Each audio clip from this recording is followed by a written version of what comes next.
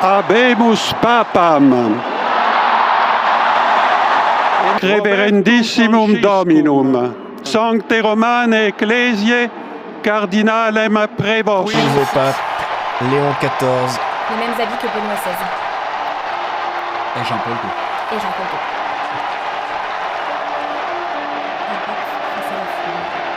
Eh bien, ça ne peut être qu'une joie abondante et immense pour tout le peuple de Dieu, de l'Église Famille de Dieu qui est en RDC. Joie parce que, pas plus tard que hier, au début des travaux du comité permanent, le président de la conférence a invité tout le monde à être en communion avec les pères cardinaux pour prier, pour que le Seigneur nous donne un pasteur selon son cœur.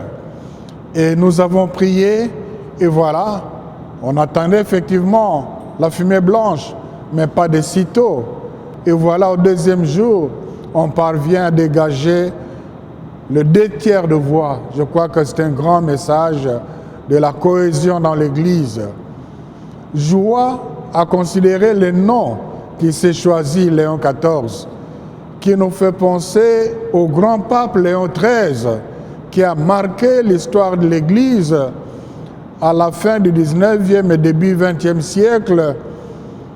Lui qui a conduit l'Église à la modernité, mais surtout le pape Léon XIII a légué à l'Église une hiérarchie appréciable.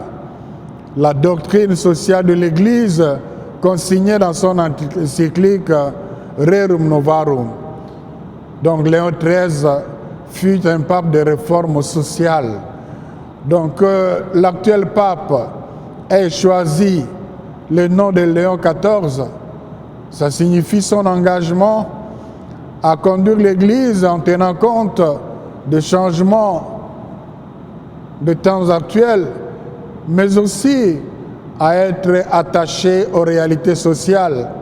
Et il a démontré ses premiers mots.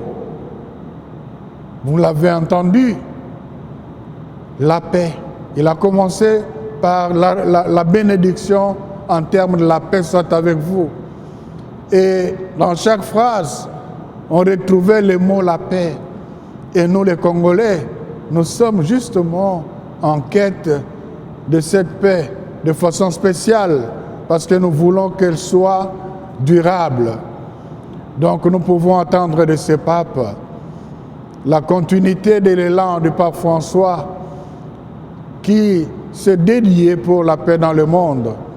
Et nous prions pour qu'il ait une attention aussi particulière sur la paix en République démocratique du Congo.